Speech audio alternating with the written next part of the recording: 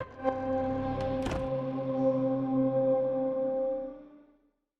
name's Adam Voker. I'm the creative director at Flight School. So Adam, what are you showing here at E3? We are showing a game called Creature in the Well. It is a pinball hack and slash adventure dungeon crawler where you play as a robot. So talk about the art design in the game. It's really unique. Thank you.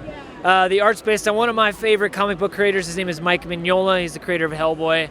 And we did that because when he spots blacks, like their dark, inky darkness all over his like crumbled chapels of Eastern Europe, and we thought like for our setting it would be a really good fit, where it's just in the depths of a mountain in an ancient weather facility.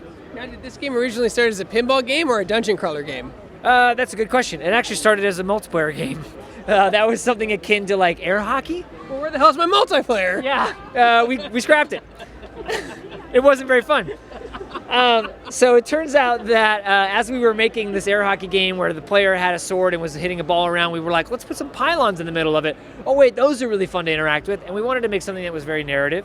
So we turned it into a single player game. Hey, that's how like Rocket League found success. They're like, this is a destruction derby game, and they threw a ball in, and then all of a sudden they're multi-billionaires. Yeah, well, one can hope. Time to throw a ball. Time to throw another player in. Yeah, let's put another ball in it. Maybe it's soccer now. So you guys actually just recently reached a milestone in the game's development too. Talk a little about that. We did. That milestone is about incorporating feedback from like the testing we've done and the shows we've been showing at. Like, people got opinions about video games, and we're trying to be open to hearing them. And so the milestone we've hit is about like content complete, cinematic stuff that we're getting in, final like secrets. Like I put a lot of secrets in the game in the last few weeks. And so the milestone's just gonna be like looking at content complete. You're the developer that puts that like pizza box in Ninja Turtles that you can't get to. It's impossible. It's just there to taunt you.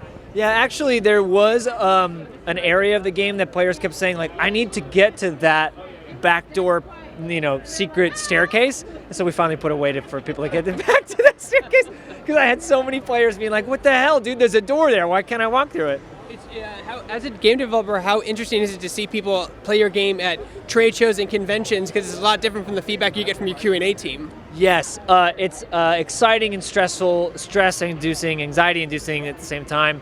You kind of want to, like, you see somebody struggling with a particular puzzle and you're not sure whether you should like tell them how to beat it or whether you should just let them figure it out, because figuring it out on your own is such a huge reward.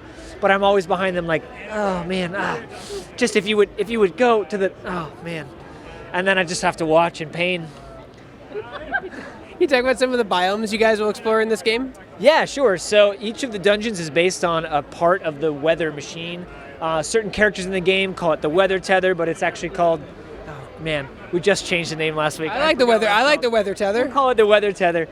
Each of the 8 dungeons is based around like, the one's called the power reserves, where it's all overgrown with like cactuses and grass.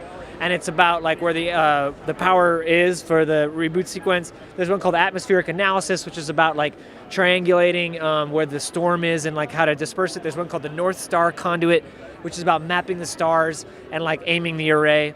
And each one of them is like, it's got a lot of lore and it got a lot of visual style to it. So when does your game come out? The game comes out late this summer, and we are coming out on PC, Xbox, and Switch. I like where he's like, Switch. Switch.